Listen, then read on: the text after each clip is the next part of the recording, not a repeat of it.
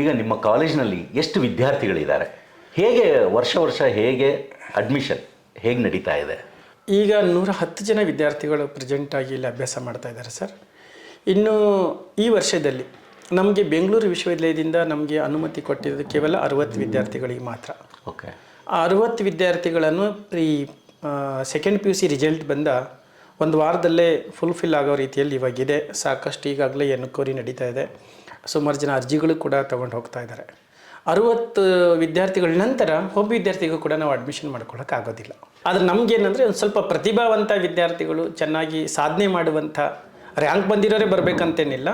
ಕನಸು ಹೊತ್ತು ನಾನು ಛಲದಿಂದ ಗೆಲ್ಲಬೇಕನ್ನುವಂಥವ್ರು ಬಂದರೆ ಅವರಿಗೆ ಒಂದಿಷ್ಟು ಇಲ್ಲಿ ನಾವು ಬದುಕು ರೂಪಿಸ್ಕೊಡೋಕ್ಕೆ ಅನುಕೂಲ ಆಗುತ್ತೆ. ಆ ಥರ ವಿದ್ಯಾರ್ಥಿಗಳು ಹುಡ್ಕೊಂಡು ಬರಲಿ ಅನ್ನೋ ದೃಷ್ಟಿಯಿಂದ ನಾವು ಸ್ವಲ್ಪ ಪ್ರಚಾರ ಕೊಡ್ತಾ ಇದ್ದೀವಿ. ಅಂದರೆ ಈ ಕಾಲೇಜಿಗೆ ಸೇರಬೇಕಾದ್ರೆ ಈ ಹಿಂದಿನ ವರ್ಷದ ಅಂಕಗಳನ್ನೇನಾದರೂ ಪರಿಗಣನೆಗೆ ತಗೊಳ್ತೀವಿ? ಹೇಗೆ? ನಾವು ಯಾವುದೇ ಫಲಿತಾಂಶವನ್ನು ನೋಡಲಾರ್ದೆ ವಿದ್ಯಾರ್ಥಿಗಳಿಗೆ ಅಡ್ಮಿಷನ್ ಮಾಡ್ಕೋತಿದ್ದೀವಿ.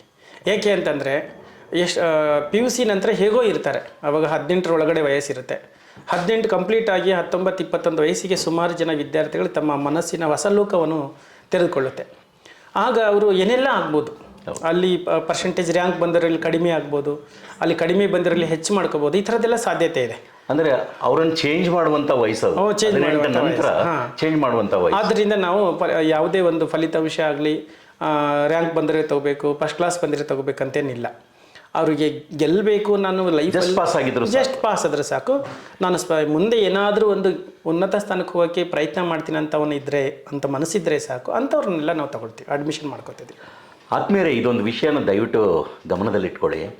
ಯಾಕೆಂದರೆ ನೀವು ಯಾವುದೇ ಕಾಲೇಜಿಗೆ ಅಡ್ಮಿಷನ್ ಆಗೋಕ್ಕೆ ಹೋಗಬೇಕಾದ್ರೂ ಅಲ್ಲಿ ಕೇಳುವಂಥದ್ದು ನಿಮ್ಮ ಹಿಂದಿನ ವರ್ಷದ ಶೈಕ್ಷಣಿಕ ಆ ಒಂದು ಶೈಕ್ಷಣಿಕ ಇದರಲ್ಲಿ ಅಂಕಗಳು ಎಷ್ಟು ಗಳಿಸಿದ್ದಾರೆ.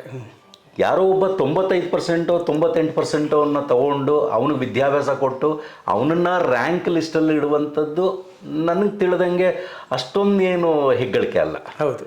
ಒಬ್ಬ ಕನಿಷ್ಠ ಅಂಕಗಳನ್ನ ತಗೊಂಡು, ಈಗ 35 ಪಾಸಿಂಗ್ ಮಾರ್ಕ್ಸ್ ಅಂತ ಏನೋ ಇದೆ, ಆ 35 ಅಂಕ ತಗೊಂಡಿರುವಂಥವನು ಒಬ್ಬ ಫಸ್ಟ್ ಕ್ಲಾಸ್ ಸ್ಟೂಡೆಂಟ್ ಆದ ಅಂತಂದರೆ ಅದಕ್ಕೆ ನಿಮ್ಮ ಶ್ರಮಗಳು ಬಹಳ ಉಪಯುಕ್ತವಾಗಿರುತ್ತೆ. ಹೌದು ಸರ್, ಹೌದು. ಹಾಗೆ ಆ ಹುಡುಗನ ಮನಸ್ಥಿತಿ ಕೂಡ ಇಲ್ಲಿಗೆ ಚೇಂಜ್ ಆಗಿರುತ್ತೆ. ಹೌದು ಸರ್, ಹೌದು. ಅಲ್ವಾ ಸರ್? ಹೌದು. ಓಕೆ ಸರ್, ಈ ನಿಮ್ಮ ದೂರದೃಷ್ಟಿ ಏನು?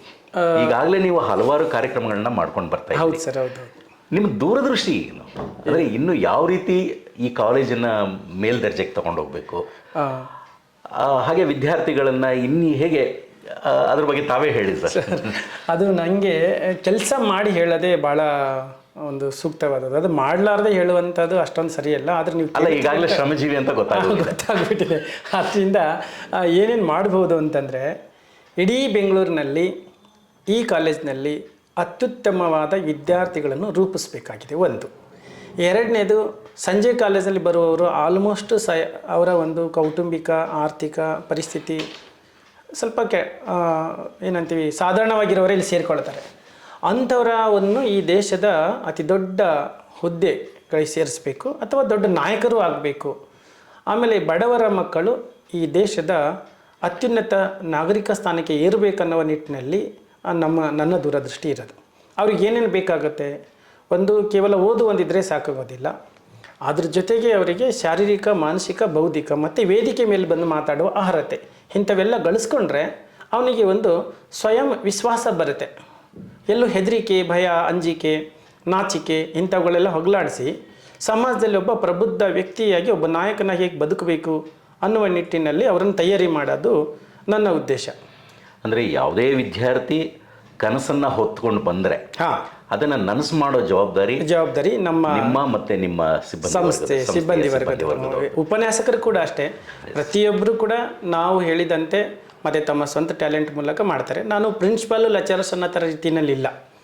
ವಿದ್ಯಾರ್ಥಿಗಳೊಂದಿಗೆ, ಉಪನ್ಯಾಸಕರೊಂದಿಗೆ ಫ್ರೆಂಡ್ಲಿಯಾಗಿ, ಸ್ನೇಹಜೀವಿಯಾಗಿ ಅವ್ರ ಜೊತೆ ನಾನೀಗಾಗಲೇ ಹೇಳಿದ್ದೀನಿ, ಇಲ್ಲಿ ಯಾವ ಉಪನ್ಯಾಸಕರು ವಿದ್ಯಾರ್ಥಿಗಳೊಂದಿಗೆ ನಾನು ಮಾಸ್ಟ್ರು ನೀನು ಸ್ಟೂಡೆಂಟು ಅದು ಯಾವುದೂ ಇಲ್ಲ. ಕೌಟುಂಬಿಕ ವಾತಾವರಣ, ಮನಸ್ಸುಗಳ ಸಂವಹನ ಅಂತ, ಮನಸ್ಸುಗಳ ಸಂವಹನ ಅಲ್ವಾ? ಹೌದು ಸರ್. ಆ ರೀತಿ ಬೆಸೆದುಕೊಂಡು ಆ ವಿದ್ಯಾರ್ಥಿಗಳು ಯಾವುದೇ ಕೆಟ್ಟ ಹಾದಿನ ಹಿಡಿದೇ ಇರುವಂತೆ ಆ ರೀತಿಲಿ ಮಾಡುವಂತ ಒಂದು ಮಾರ್ಗದರ್ಶನ ತಾವೆಲ್ಲರೂ ನೀಡ್ತಾ ಇದ್ದೀರಿ. ಖಂಡಿತವಾಗ್ಲೂ ಇದು ಪ್ರಶಂಸನೀಯ ಸರ್.